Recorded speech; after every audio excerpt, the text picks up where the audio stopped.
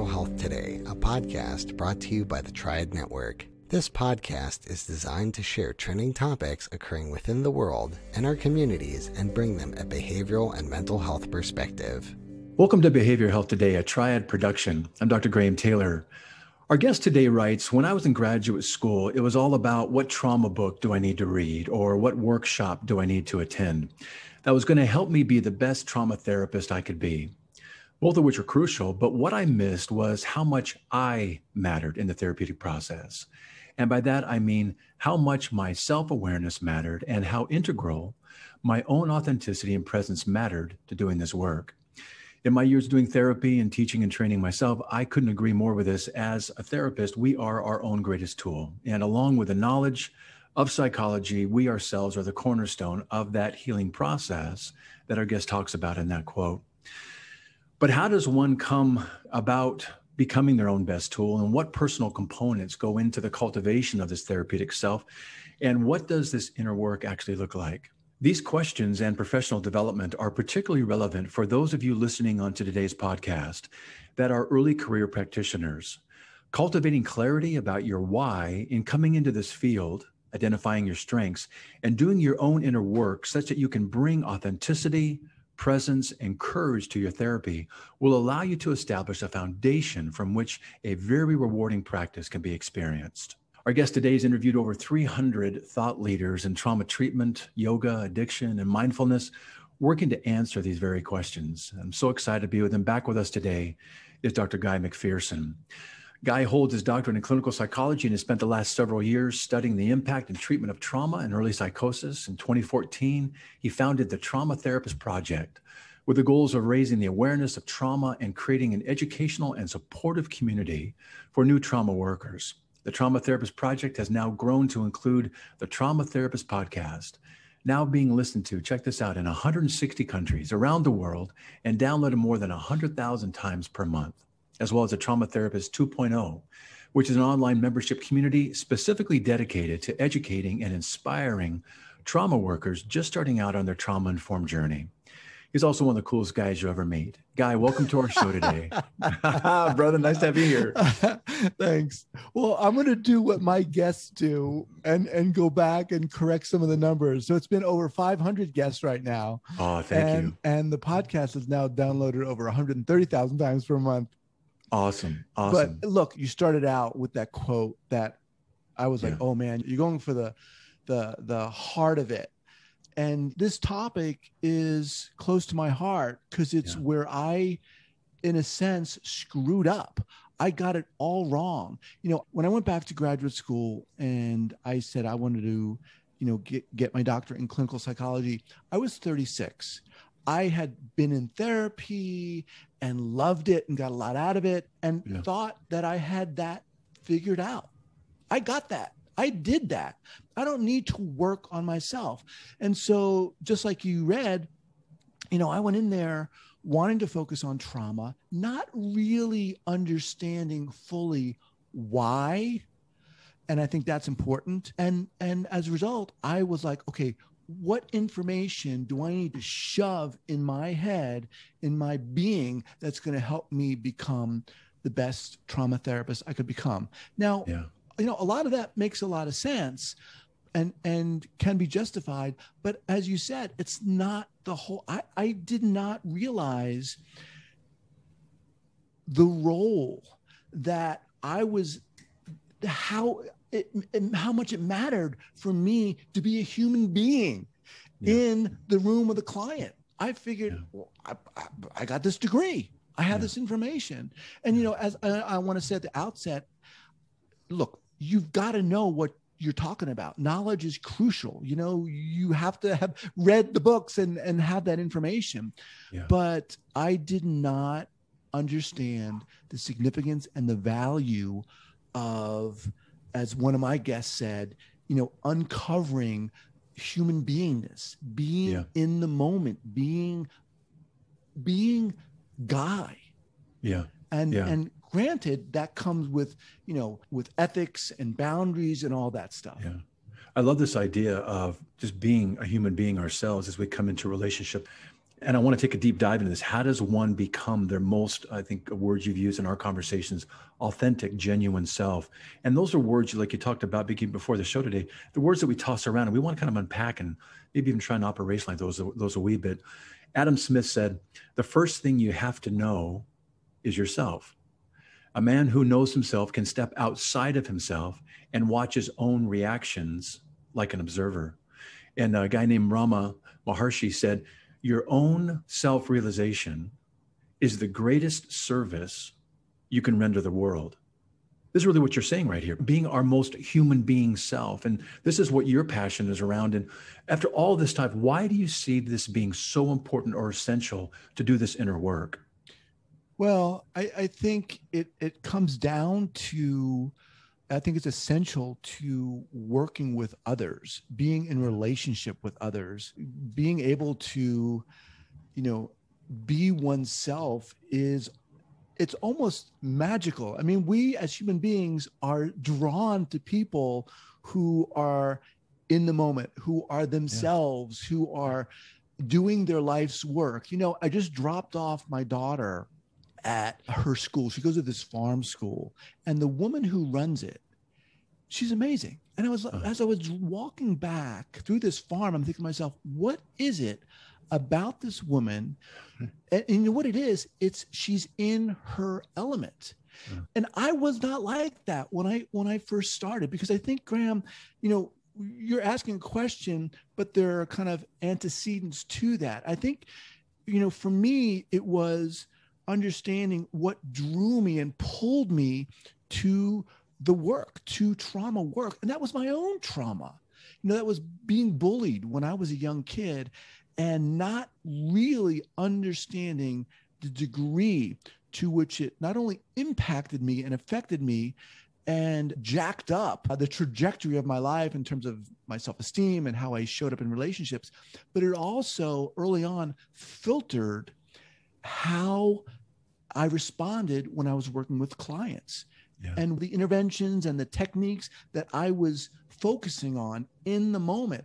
And when I got to a point where I, as you referenced, kind of developed and kind of opened up my own and improved my own self-awareness, I was able to let go of that. And, as we're talking about here, drop the need or the feeling that I needed to maybe to respond in a certain way, and just allowed kind of things to breathe and to open up, and for the client's own healing process to happen. Yeah. I really like that. It's a good question, isn't it? You're raising, if someone's doing trauma work, what's drawn you to it? What is the why behind that draw? And I think a lot of times you're right. It can be our own trauma.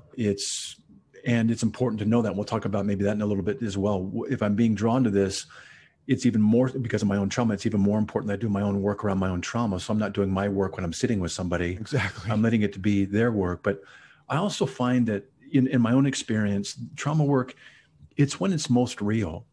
Things are most raw. There is nothing in that moment other than the moment that we're in that moment, talking about whatever the content is or the emotion it is or wherever we're stuck or whatever we're feeling in its greatest intensity. What are some of the things that you find kind of being a draw to the trauma work itself, in addition maybe into some of the things I talked about right there?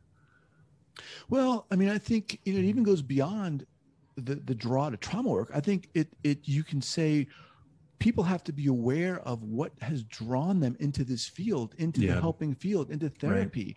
Because I think one has to really understand that. And one has to define what it means to help. Well, I want to help someone. You know, I got into the field because I wanted to help people. I felt like I could step into that fire zone with them, the trauma zone, and help them. Okay, well, what does it mean to help and to fix and to take away someone's pain? And when I went into a therapeutic relationship like that, it becomes about, it can, and it oftentimes does become about you. Right. And, well, I need to fix that. I need to take away that pain. I need to, if someone brought up bullying, I was like, became an advocate. Yeah. And as someone said to me, one of my guests said to me, How dare you think or feel that your job is to take away someone's pain, And someone else said to me, that person's healing process, their healing journey started months, possibly years before they walked into your office. So it's being able to relinquish this idea that you or one or myself, when I was seeing clients as a therapist, can fix things, can change things. But what can you do? I think one of the greatest things you can do is to be present and be yourself and be in the moment. And that involves having explored my own trauma and understanding what triggers are going to come up, will eventually come up in session, and being able to monitor them and deal with them and interact with them while I'm with this other person. That is where the art comes in. And that is, I think, where the daringness comes in on the part of the therapist, and the courageous part comes in. I'm not even talking about the courage that the client, shows and so forth, but it does mean that you have to be able to show up and realize that you don't have all the answers. So you're saying in that guy right there that the help and the best fix built upon the theories and the knowledge of trauma and all the theoretical approaches, all important, all essential to ground ourselves in those things. But you're saying then the transcendent piece is that the fix and the help, it's being with the person in their process, not one that we are driving but joining them that in our fullest, most genuine, courageous way on our part, and being there and not pushing, not pulling, but being right alongside as they kind of walk us through where they need to go, and trusting that process. Right. Go take it from there. But to do that, right. To good luck. That's a big ask. To get there takes work. It's not easy. Why is it not easy? Because a lot of us who get into this field feel that because they want to help, they want to fix, they want to cure, they want to take away the pain. Wait a minute. You're asking me, I got to look at myself. I've got to work on myself. Wait a minute. I want to help this person. I want to heal this person. What does this have to do with me? Granted, not everyone approaches it like that, but a lot of people do. And, it requires the therapist being willing to look at and own, the peaks and valleys of their life, of their history, which oftentimes can include trauma. If you look at it, trauma on a continuum, huge, crazy traumas and little minor traumas, some of which many people would put bullying under that. But getting to that point takes self-awareness. It takes work. It takes daily work.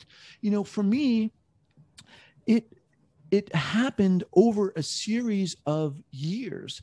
And I think I may have shared this one experience when I was working up on a clinic in Northern California. I was at a graduate school for a few years. I had my degree, my doctorate.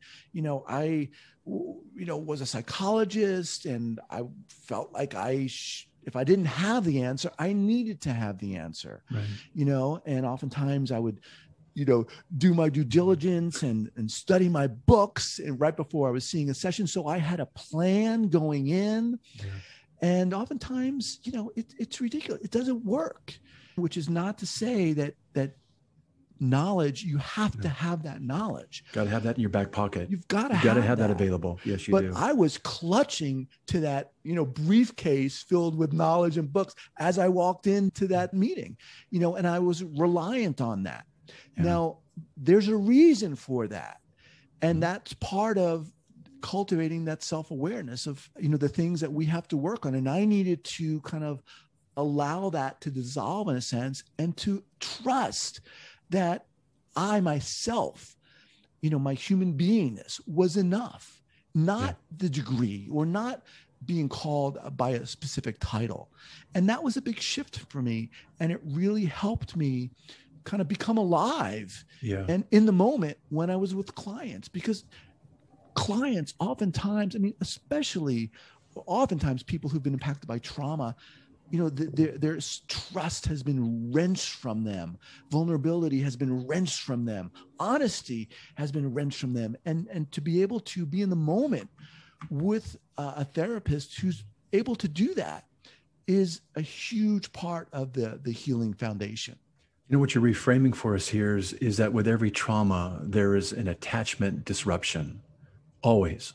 Right. There's some kind of rupture in the attachment with trauma. And what you're saying here is the importance of the knowledge base, the theories, and the things that can help people through their trauma are best brought in, best needed, if you will, kind of like a dough idea, kind of best needed into the therapy when the relational part is there, and that relational attachment is being worked on, trusting that the thing they need most is a relationship to join them in their work. This trauma, so many people, as you know, I see it, they're so alone in their trauma. Right. It's so tormenting to be alone, and we're asking them to invite us in, which we are excited to do, but them asking us to be invited in, that's a huge request on their part, because it's usually the relationships that have somehow betrayed them or hurt them, and where the trust, challenges really emerge and originate. And you're saying if we can kind of reframe holding off on the therapies and techniques, necessary and good, and you got to be good in the books. But you're saying if you can trust that process relationally, you can weave those things in artfully, and that's where they're going to be most effective. The relational piece first. Yeah, I think so. The challenging part, at least for me, the challenging part was feeling that I myself was not only worthwhile, but as you referenced earlier, part of the healing process. For me, it was this other thing, this knowledge, page 222 of Bessel van der Kolk's book, that was going to work for this client. In fact, it probably is going to work for every client, right. But it's the owning of our self, our being, our experiences. To me, this is really important, because what it means is, and I think this is the exciting part, that each therapist out there, has their own unique abilities, their own differences, and their own kind of bumps and crags. And as I said before, peaks and valleys that they can bring in their own beingness to the therapy process, and create this relationship. Yeah. To me, that is magic. Yeah, I agree. So we're talking about some of the components that maybe go into that before we can do the between work, doing that within work first. That's your greatest point of advocacy here around this. So we're talking about some of those personal and relational qualities. You've talked about qualities like presence and authenticity, vulnerability, being in the moment. Let's unpack those a wee bit. What do those actually mean? So we're just not tossing around some esoteric terms. Right. What do you know these to be from all of your work thus far that allows the art to be possible? Right. I think, authenticity is one of those words, that kept coming up again and again and again in the interviews that I was doing. And I was like, what does that mean? How do you get there?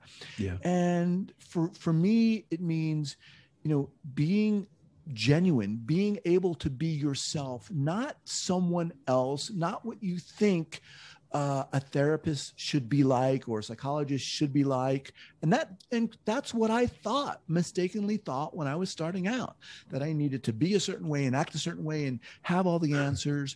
And to flip that on its end, in a sense, it's almost, for me, it was the antithesis of that. And being able to trust in myself that I was enough, to be genuine in the moment, means, for me, it meant not having all the answers, being able to say I didn't have all the answers, being able to be in the moment in terms of how, the process is impacting me. And again, a lot of therapists are going to have different takes on this, how much self-disclosure they're willing to, partake in.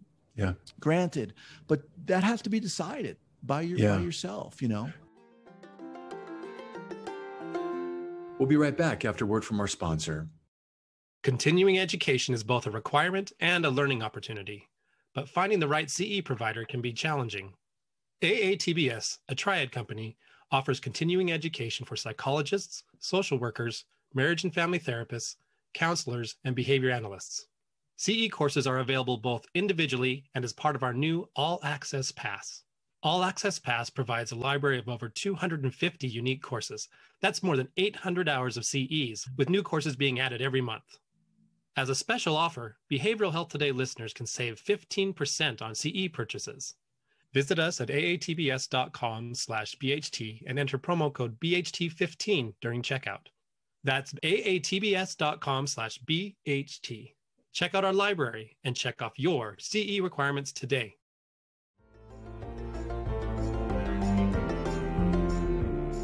Guy, what you're saying, a couple of things in there, I want to grab onto this idea of being yourself in the moment and this idea that I am enough. Those are powerful things. I'm going to ask you, can you think of a time, because I got one on my head that pops up, but I'd love to hear yours.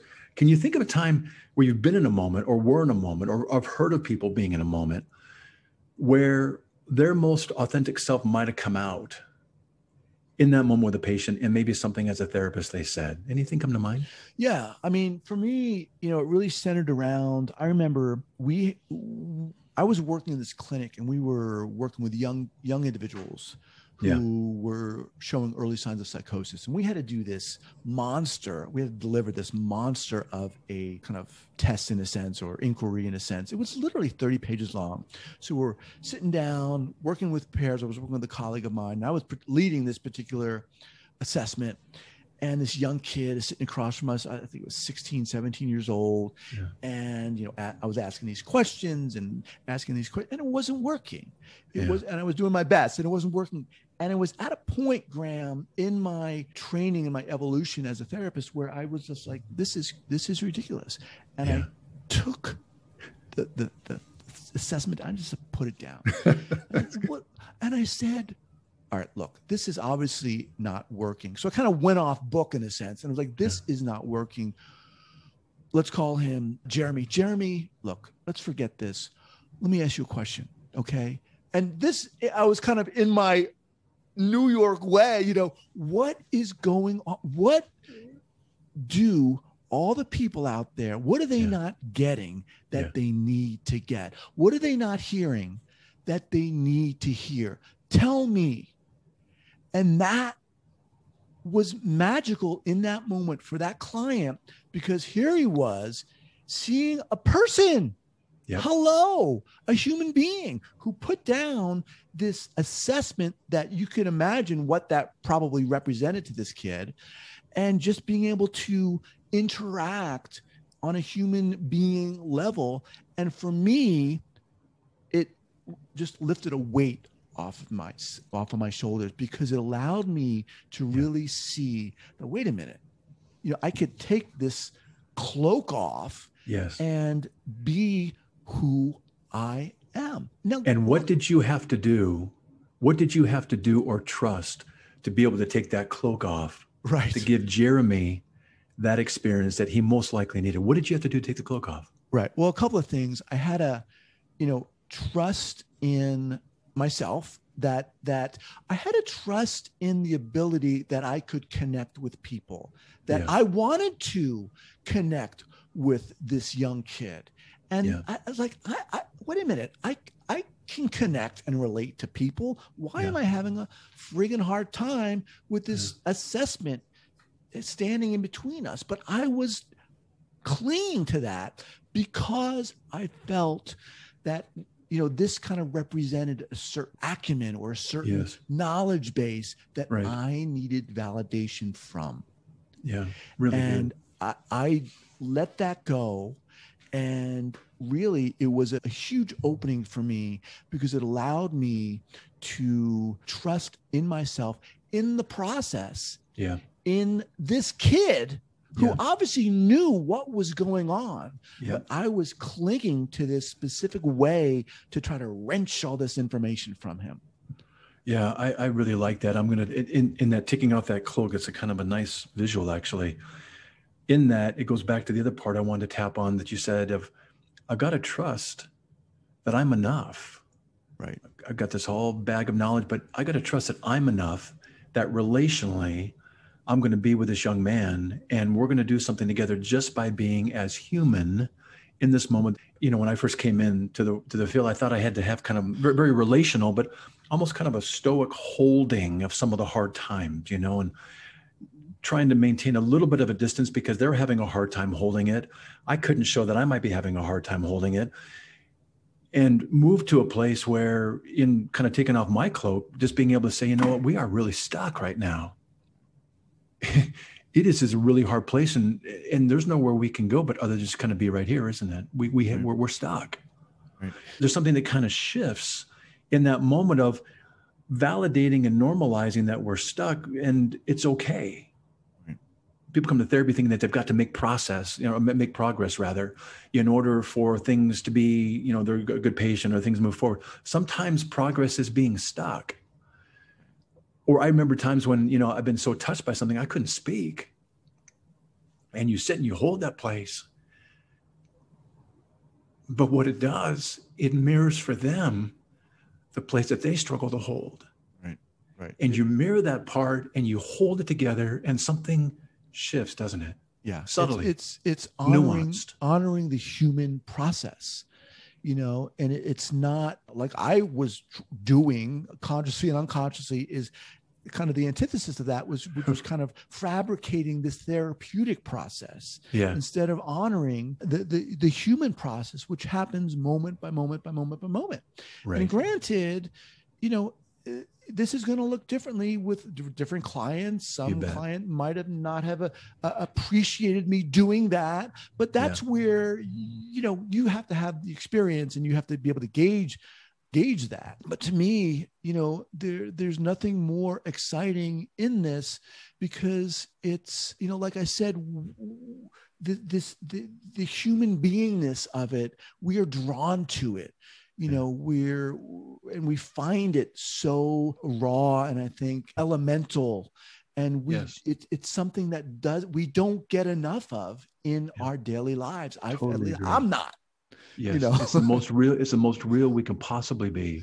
Right. And taking that just for a second around that and kind of tying in this idea, the art of the therapy, the idea of being able to know that I am enough to be in that moment. You're talking in all of that. That's where you talk about this creativity and the spontaneity get a chance to become just this organic part of the process. Talk about that a little bit. Right. Yeah. It's about being able to, like I said, when I was starting out, I had a briefcase, this kind of metaphorical briefcase filled with knowledge and plans and, homework I had done on a particular client that I was going to implement the next session. Right. And it wasn't allowing for anything but creativity and spontaneity. And those elements in particular require a certain amount of daring on the part of the therapist, because you don't know what the heck is going to happen. But it's about trust. It's about trusting in the unfolding of the healing journey.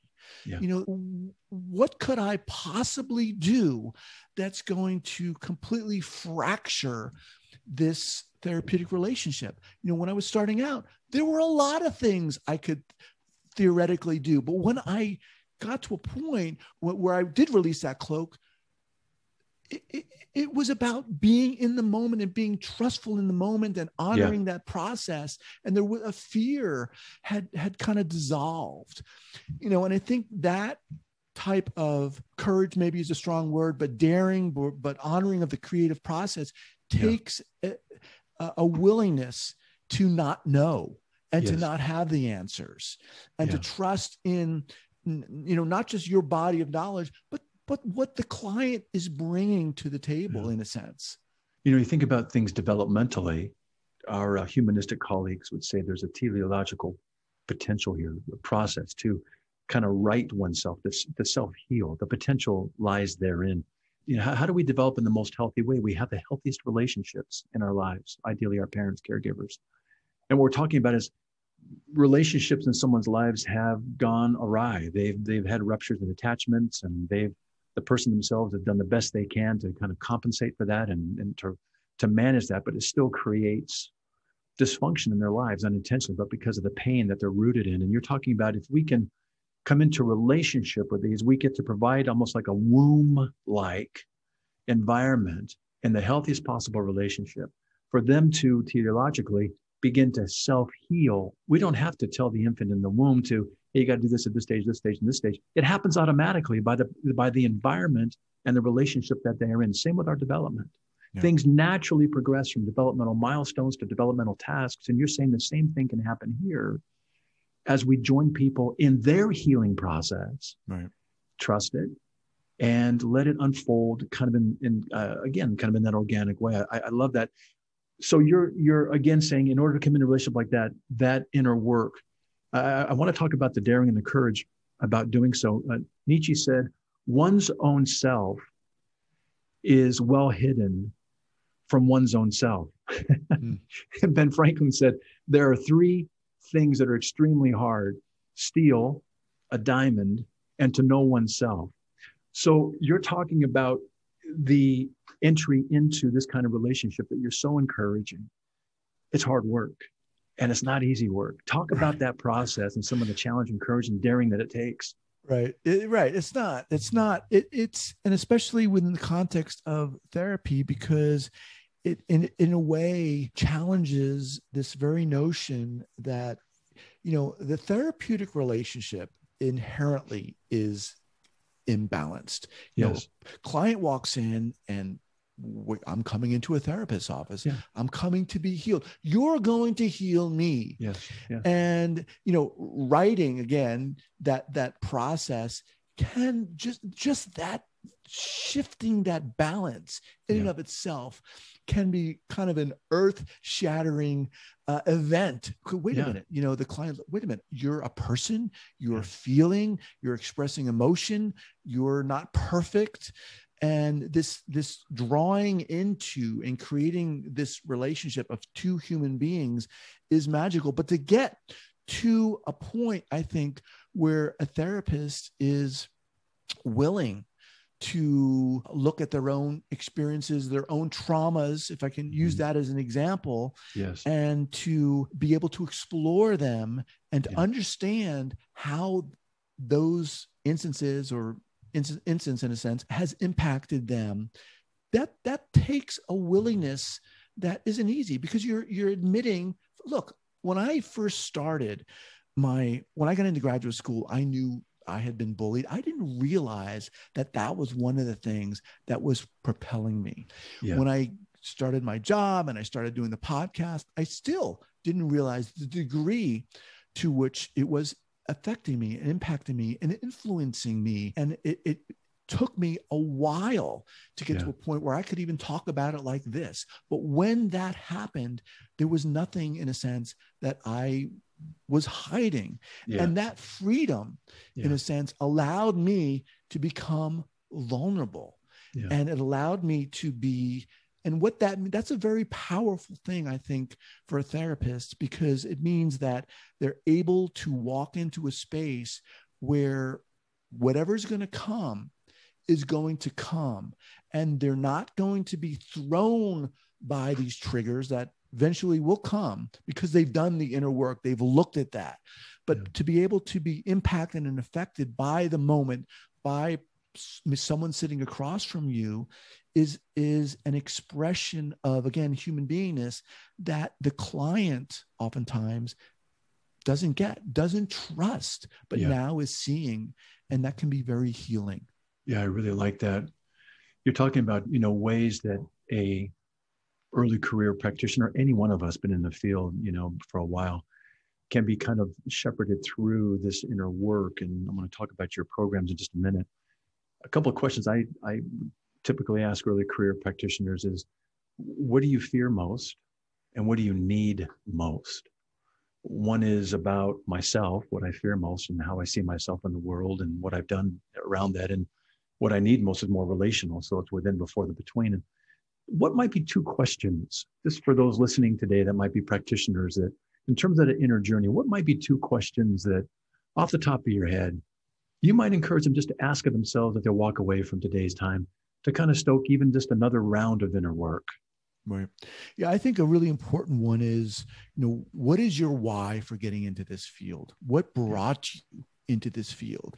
Yeah. And if, you say, like many of us, and these are perfectly justifiable, that, you want to help and you want to heal, I would say define those words, define those terms. What does it mean for you to be aware of that? And there's no judgment here, but I think you have to be aware of those definitions.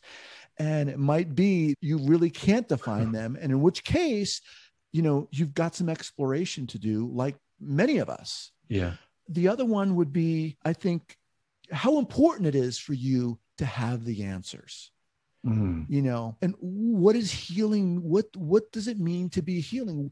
How would you describe the therapist-client relationship? What does that look like to you? As I hear you say it that way, it's almost like, what is your identity in this? Yeah. Is it the one with the answers, or is it the one that can kind of change the power differential that's inherent in the relationship to be more kind of equal and just joining?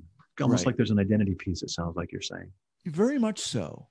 All these things that I'm talking about were things where I just completely screwed up.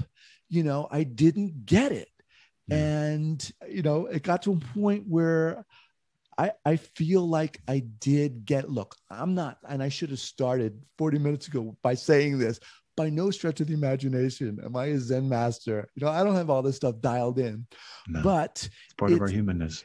It's about being willing to not have all the answers and to own my own history, the stuff that, you drag into the room behind you that we all do. Yeah. And being able to sit with that and to sit comfortably with that and to own that and to realize that it's not always going to be pretty, but to show up with that. There's a certain trust in that. There's a certain beauty in that. And there's just those things, that willingness, that openness seeds the soil for the healing process. Really like that. You're talking about the why and then the what and the how that come after that. So why did you come into the field, and what and how does helping and fixing and healing look like to you? I love that piece. And then the identity that you're saying right here. What is your identity in your role? How do you see yourself from the outside looking in? And is it an equal partnership? Is it kind of a one where there is a power differential and you're supposed to have all the answers? And the idea of our history that we do kind of have on our backpack that we bring into the room as well, and how much of a role does that come out and play possibly, or how much awareness do we have so that it doesn't become an interference to the work that's sitting in front of us that we want to join into. And as I say that, two things. One, I'm aware of our time. We're kind of winding down, but I want to talk about this journey that you're encouraging all of us to take. And I love what you said a moment ago. Maybe I can segue into it with this. As therapists, we want to be able to be free.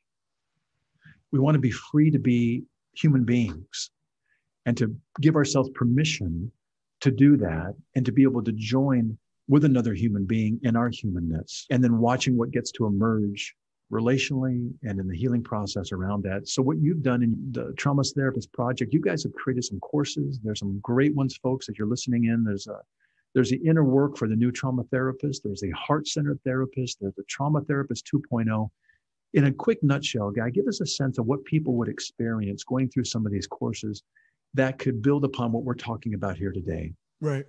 Yeah. Well, I guess I'll just pick one. I mean, the course on inner work really is about what we're talking about. And it's really looks at what does it mean to be authentic? How does one cultivate authenticity? How does one cultivate vulnerability? What does it mean to be present? How do you cultivate these things? We talk so much about this.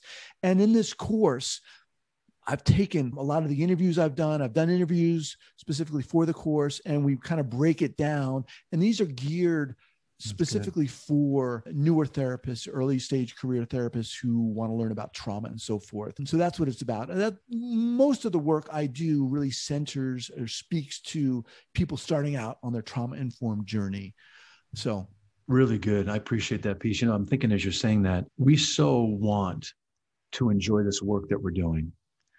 And if we can come in and right size and reframe like you're encouraging us to do, what our role is, who we are in the relationship, what we bring to that therapeutic process. That's where the real joy in this work comes from, doesn't it? It's not about having to do things. It's about having to be with something that we can trust and we can watch unfold. And it is magical at times. It is artful and it's creative and it's spontaneous and it's lovely. It truly is. And it changes people's lives. They need somebody to come in and join them to free them from where they're trapped, to begin to kind of go outside the box and connect all the dots. And so I love this idea that you're encouraging us to take a look at this trauma-based inner journey work. So, Guy, it's always great to be with you. Thanks for sharing all you got to give us, and appreciate our time today. All right, Graham. It was a pleasure. It's always a pleasure talking to you, man. I appreciate it. You got me fired up now. All right. We're going to keep talking at some point. We're going to keep the conversation going for down the road as well. Me too. Thank you. All right. And to our listeners, I want to thank you for being with us as well. And we will look forward to seeing you next time on Behavioral Health Today. We appreciate all the support from our community. And if you like our show, one of the best ways you can support it is by giving us a 5-star rating and leaving a review. Behavioral Health Today is a podcast part of the Tribe Network, all rights reserved.